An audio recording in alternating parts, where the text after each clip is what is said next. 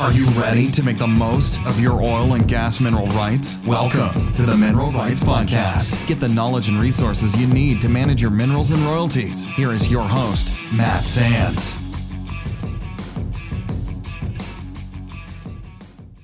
Hello and welcome to the Mineral Rights Podcast. I'm your host, Matt Sands, and I'm joined by my co-host, Justin Williams, and we're here to help you make the most of your minerals and royalties. And in this episode, we're going to answer your questions for September of 2024.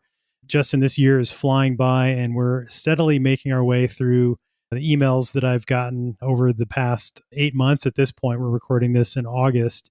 And so thank you all for your patience and us getting answers to you. So if I haven't responded via email, I will. Or again, be sure to stay tuned to our monthly listener question episodes, as we're going to go through every question and get it answered here on the air and make sure that you are on the right track. And Justin, these questions this month are really interesting. I think there's some recurring themes that we keep seeing over and over, and I think this month is no exception there.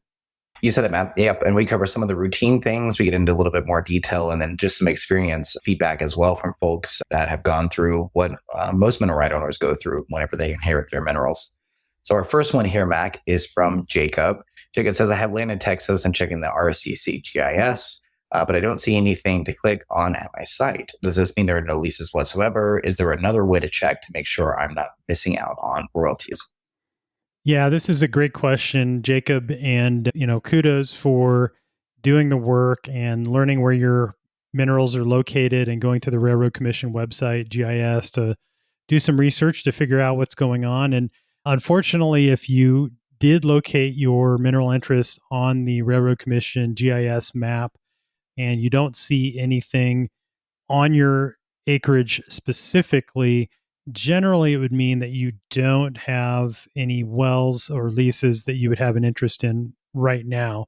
Not to say that somebody couldn't come up in the future and lease your minerals and drill a well, but it looks like, that you don't have anything right now. The only thing I will say, there's a little bit of nuance here. I would presume that if you'd seen a well bore going through your property, maybe not just the surface location that they show on the map. If a well bore goes through your property, what you would want to do is click on that well and look at the plat map, like we talked about in the episode where we show you how to use the Texas Railroad Commission website. And when you look at that, you'll see your mineral tract, and then you'll be able to tell if you should have an interest in that well. Now, it doesn't sound like that's the case, and it doesn't sound like that's a situation you're faced with right now, Jacob. So I would just hold tight. Hopefully something will happen. It's generally a waiting game. And again, hopefully your interest will get developed. What I would do in your case, if you don't have any active leases that are in effect that you have records of, you don't have any wells that appear to be there, zoom out a little bit and see what kind of activity is going on nearby. See where operators are permitting other wells, where they're drilling other wells. And hopefully, if you're in an area where there is a lot of oil and gas activity, it would just be a matter of time before they come your way. There are some locations, unfortunately, I will say, that may never have an oil and gas well get drilled.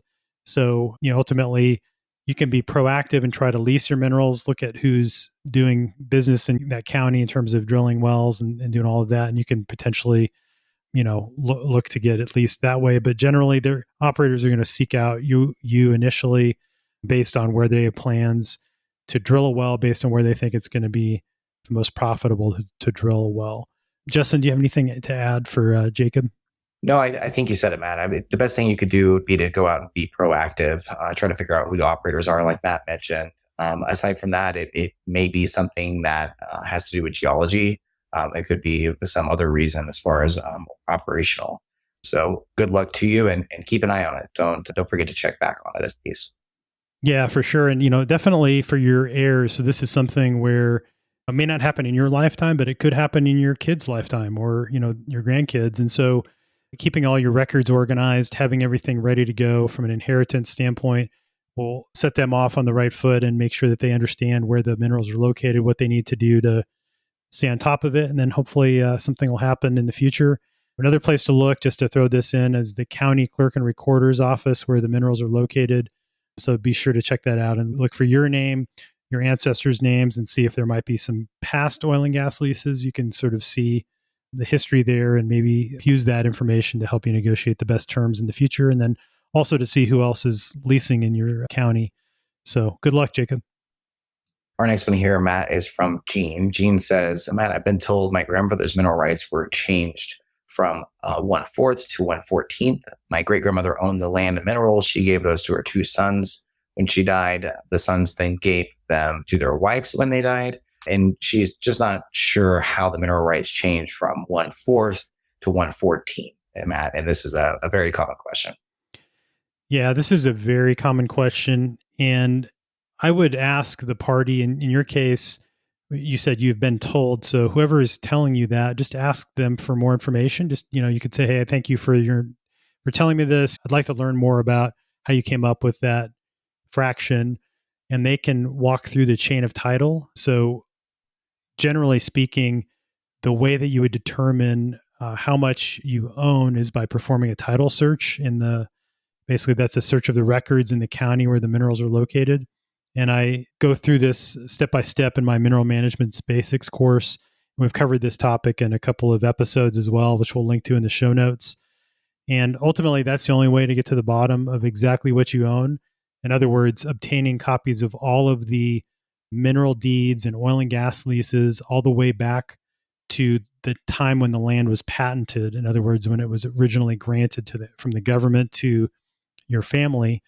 And so, yeah, that's the only way you'd really be able to go through and just determine exactly what that fraction, how it was subdivided over time. And based on your email, it's possible that what happened is maybe you understood it to be a quarter based on assuming that your ancestors owned 100% of the minerals. But it could be that when they purchased the property, it only had a portion of the minerals associated with it, or maybe they conveyed a portion of the minerals. And so, again, that is what you would need to find out in order to figure out exactly what your fraction is. And again, if you're receiving royalties from the operator and the operator is the one that's telling you that fraction is different and telling you your decimal interest is something, keep in mind that when they calculate that decimal interest in the well, it is your fraction of the minerals and then the percentage of those mineral rights that are part of that unit that the well is producing from. So it's very possible that your minerals were pooled together with other mineral tracts, and that's why it's showing up as 1/14th, but maybe it's when you multiply your net interest in that tract divided by the number of acres that the well is producing from, and then multiply that by your royalty rate, and that's how they're coming up with that different fraction. So that's something that you'll need to ask the operator if it is from a producing well, and that's who you're talking about. Again, we don't have a lot of information to go by here, Justin, but what would you do in her situation? You have a couple options, Matt. If this is something you're willing to learn about yourself, Matt, you have a Mineral Management Basics course that really covers a lot of this. And it's something that she could get started, and it would take her through the process of how to do that title search. If that's more than you're willing to take on, you can always look for a landman or contact an attorney. Typically, a good oil and gas attorney will have landman as well. And that would be a way to run the title. But Matt, you hit the nail on the head. I would ask the operator. They've already done this title work. They likely will be very willing to explain to you how they came to this. They may answer all of those questions. Yeah, that's great advice. All right, man. Our next one here is from Steve. Steve says, I'm new to this whole area. I was just contacted by a landman in West Virginia who has a deed of sale from 1949 with my dad's name on it. He was one of 12 signatories who sold 17 acres but retained the mineral rights. Landman seems to be working directly with the other 11 heirs. I'm wondering if I should be proactive and contact the other heirs in an attempt to form an LLC and then go back to the landman and either lease or sell your rights. And he mentions that it seems like it's back middle of the Marcellus Shale, wondering how to determine how profitable the whole investment in time and energy might be. Matt, this is a really interesting question and smart thinking to be thinking in terms of forming an LLC. Yeah, I think it's very proactive, and I would definitely applaud you for that, Steve. And I think that is certainly a good idea. Contacting an attorney that's licensed to practice law in West Virginia would be my first recommendation. They can tell you the best course of action. But in general, I see that as a recommendation that many attorneys have in order to keep the interests whole within the family and allow you to subdivide the ownership within that LLC through the operating agreement. And so as those interests get subdivided over time, it doesn't end up becoming a financial burden for each individual mineral interest owner that inherits them. So, for example, in your case, you have 17 acres.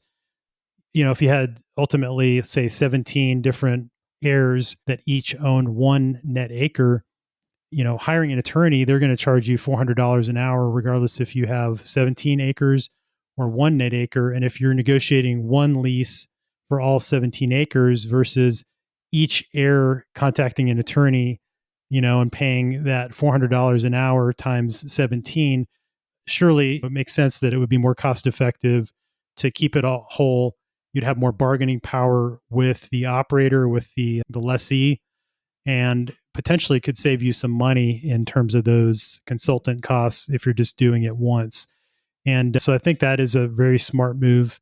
Again, I would highly recommend contacting an attorney, get advice specific to your situation. Justin and I aren't attorneys and not qualified to give you that type of advice, but I do hear that a lot as a good tip. Now, as far as determining how profitable the investment of time and energy might be, without knowing more information, it'd be hard to give you some specific advice on what going rates are for lease bonuses or those types of things. So I would highly recommend going to mineralrightsforum.com.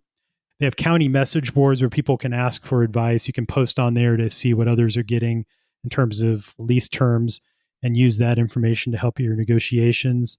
I highly recommend the book Never Split the Difference by Chris Voss. It is the hands down the best book on negotiating. And it's written by a former FBI hostage negotiator. Very interesting read. It's not a dry read at all. So I definitely would do that from the entertainment value alone, but just also has some great tips for when you're negotiating leases or negotiating a sale for that matter, whatever you decide. And in terms of determining that cost benefit analysis, I would check out episode 3, where we walk through how to calculate your net revenue interest in 3 steps. And there's some tips in there that I provide on how to estimate your royalty payments. So you can look at what the wells are producing in your area and then determine, again, based on a couple of different scenarios for different lease royalty rates you're able to get, and then use that to figure out how much your royalties might be. And again, combining those future royalty payments along with the lease bonus, that can tell you sort of what the upside potential is. And then you can use that to determine, how much time and effort you want to spend on it. But yeah, I'd say in general, you're heading on the right track. Good job for doing the research beforehand. You said it, Matt. Yeah, we hear a lot about how being so fractionalized can become really difficult to manage the minerals. So good thinking there. Our next question here is from Suzanne. She asks, what happens if I sign a lease for 5 acres with the set resources, but a competing operator has enough acreage to form a DPU and my land is contained within that pool? Can the competitor treat my land as a non-lease portion of the pool and pay no royalties from production? Or would they seek to purchase my lease from a set? So this is an interesting question, Matt, and kind of gets into the weeds of leases and selling it to the operator versus maybe a third party. Yeah, that's a great question, Suzanne. I would say that you're on the right track again. They would likely purchase your lease from a cent. Just in taking a step back, though, so what Suzanne's talking about when she says DPU, that's designation of pooled unit. And because you're saying that you are dealing with Ascent Resources, I assume your interests are in Ohio. In general, Ohio requires approval of 65% of the owners of the land overlaying the pooled unit. So assuming they get that unit approved, then the operator would go ahead and drill the wells. And then what you would have is the operator that has, the majority of the leases, and there'll be some other entities, maybe Ascent or other companies that are minority leasehold interest owners, and they'll become what's called a non-operated working interest owner. In other words, they would still pay their proportional share for the cost of drilling and completing those wells, if they elected to. And regardless of what happens, you would still be owed the royalties for that. So this is a common concern that I hear, Justin, where people are worried about signing their lease with one company. But do you want to talk about your experience as to how these leases get traded multiple times and what type of control you have over that, if any? Yeah, man, absolutely. And so there are things in the lease that you can do to have a bit of control, but that really depends whether the operator is willing to negotiate with that. But it's not uncommon for folks to sell their lease to a third party that maybe that third party will then go and flip it to the operator. It also could be that they are going to be in an unleased situation, like you're mentioning, and they're willing to play those odds. And I had a situation in Texas where I was an unleased co-tenant, and that was exactly the case. They felt like they could take the operator to task on being an unleased co-tenant, and that's not always something that's easy as an individual. So a lot of options. This would really be one to talk to an attorney about and to get them on board and kind of understand exactly what they have to say about your situation. Yeah, that's a great point. And just to wrap up, I do think, Suzanne, in your case, the most likely outcome is that operator would purchase your lease from Ascent. Typically, companies don't want to be a minority working interest owner in other operators' wells because they have to set aside the funds for when that company drills and completes those wells, assuming they want to participate. Otherwise, they have to go non-consent. And then there's a whole series of concerns with that. And so they'll generally, do some horse trading. And so they may have some leases in that other operator's pooled units and vice versa. And so what they'll do is they'll swap acreage so that they can maximize their acreage in the units that they plan on operating and, do that anyway. So unfortunately, we typically don't have control over when the lease gets bought or sold. Like Justin said, if you're able to negotiate terms and get that in writing, then sometimes you can do that if you have enough influence, if you have a really large acreage position, typically. Otherwise, it's really out of our control. But, rest assured that whoever ends up with your lease, whether it gets bought or sold, you would still have the terms that are in writing that they would be bound by. And, that would dictate how much you get paid. And so the good thing is if an operator does drill a well, then you'd be owed royalties. And by getting the best terms in writing, whoever ends up operating those wells will be required to pay you in accordance with that lease. So you definitely spend some time up front to get the best terms possible, not so much worrying about who exactly you're negotiating with. And if it's a really competitive area, potentially you could shop your minerals around and get competing offers to lease from other companies until you can get the best terms possible. And within Ohio, you're also going to be subject to the pulling orders. And so that'll determine what the terms are that you'll be able to get. But generally speaking, I think you're able to get better terms by negotiating with the operator rather than getting force pulled, in which case you would get the minimum lease royalty rate per the statutes or per the unit agreement. And then from there, you would potentially back into a non-operated working interest once the penalty was paid back. So generally better to lease up front and get the best terms that you can at the time. So good luck. Our next one here from Lydia is less of a question, but more of a story of kind of how things went for her. So this is something we felt like it'd be worth sharing. Lydia says, I inherited mineral rights a few years ago and have been keeping good records since then, both paper files and Excel spreadsheets. Then 2 months ago, one of the county tax offices found some back taxes due for my great-grandfather from 2019 to 2020. That was for 2 wells I've never heard of. So after some digging, phone calls, and providing lots of documents, I've now signed a division order and expecting some suspense money and a monthly royalty. But that started her on a major research project, trying to figure out exactly what is it that they own, what exactly are those properties, and if there's any other hidden properties that they're not aware of. She mentions that she's watched lots of YouTube videos, trying to figure out exactly how the decimal amounts are worked to ensure that they're correct, and has had a learning experience putting together the puzzle every day, which I know once I discovered it, this was exactly what it was like for me. It was kind of a rabbit hole that you just fall into and keep going down.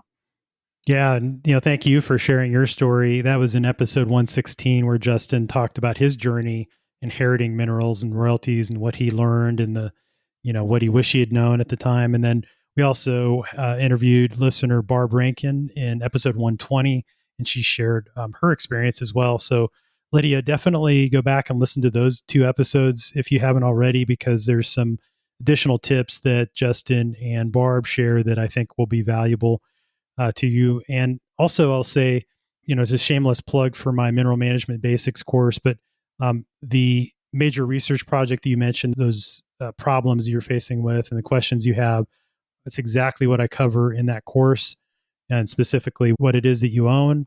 So in other words, looking to finding the deeds, the wills, the leases, and the family tree research, where the properties are located and how to navigate your state oil and gas commission website. In this case, she mentions the Texas Railroad Commission website. whether there are other hidden wells you're not aware of. Again, once you know the legal description of your minerals, you can look on the Texas Railroad Commission site and see the wells that are on those mineral tracts. And then you can double check against the division orders that you have and against the royalty statements to make sure that all of the wells are listed there. If there's others that you are not getting paid on, then you can go and contact the operator that's listed on the Railroad Commission website. And then how do you determine your decimal interest? And again, I would go back to that episode 3 where I talked through step by step how to calculate that. And of course, it just depends state by state. There's some nuance within Texas around they don't do pooling, but there's allocation wells and things like that. If you get stuck, Lydia, after you've gone through that process, feel free to reach out. I'm happy to lead you in the right direction. So good luck. And again, you can check out the course at mineralrightspodcast.com/courses if you want to check it out. So thanks again. All right. Our next one here is from Jill. Kind of a similar story, different path, but a similar story. Jill says, I'm a mineral owner by inheritance, as my father was a geologist. Also, I'm the trustee and executor of both my parents' estates. I'm still wrestling with ownership transfers and division order changes on some aging leases, plus a new division order that just came in under my dad's name. The third paragraph of your email referencing the effective date of transfer caught my immediate attention. She mentions that in her experience, lawyers have been a mixed bag of help, even those who have done oil and gas work before in Texas. Nevertheless, she does retain an attorney to cover her legal responsibilities. And mentions that once she's completed the remaining 2023 paperwork for her accountant, she's looking to learn more about this and just has the feeling that she doesn't know enough at this point compared to what she should know. And Matt, I still haven't quite reached the point where I feel like I know enough. So just knowing the basics is a huge leg up. And Jill, with attorneys, I understand your experience, and I've had that same experience in Texas. One of the things that can be really difficult is the money to be made for attorneys in oil and gas is on the operator side. And it can make it very difficult for some attorneys to work with mineral rights owners. But there are those firms out there, though they're far and few between, that work with mineral right owners only. And that really would be what to look for, especially in Texas, if you're looking at Odessa, Midland area, where it's a really heavy concentration of operators. Yeah, that's great advice, Justin. So Jill, good luck. Hopefully, again, referring back to those 2 episodes, if you want just sort of a list of what to do and kind of what other people have done, that's episode 116 and episode 120. After listening to those 2 episodes, if you still would like a little more step-by-step advice on what to do and what you should know from a basics standpoint, again, my course, that's exactly what I do, is I dive a little bit deeper on those specific topics as it relates to what it is you own, what's the difference between the different types of oil and gas interests. If your father was a geologist, it's possible you might own overriding royalties as well. And so I talk about the difference between those types of interests and the leasehold versus the mineral estate. And then again, all those important documents you should have. So there's checklists in there and there's step-by-step instructions on how to find those documents, doing title searches, things like that. And then also using state oil and gas commission websites to do the research on the oil and gas activity. So Jill, don't worry. There is a lot to do, I know, but just know that you just take it one bite at a time. It's like they say, when you're going to eat an elephant, you have to take it one bite at a time. So I think that's a good analogy here for managing minerals and royalties, because there is a lot to learn. And like Justin mentioned, Justin and I are learning new stuff every day. So don't worry, you're doing a great job, and just keep up the good work. And also recommend checking out NARO. That's the National Association of Royalty Owners. There's a bunch of webinars and in-person events that they offer, and amazing way to meet other people in your same situation and network with them. And oftentimes you can learn the most from other people and what they've done proactively, or maybe what mistakes they've made and what they are willing to share with you to hopefully prevent you from making those same mistakes. So good luck, Jill. Well, Matt, that does it for September's listener feedback here, but I know we have more questions to work through. Yeah, so please keep sending in your questions. We'll get back to you in hopefully a more timely manner as we continue to work through these a little more regularly.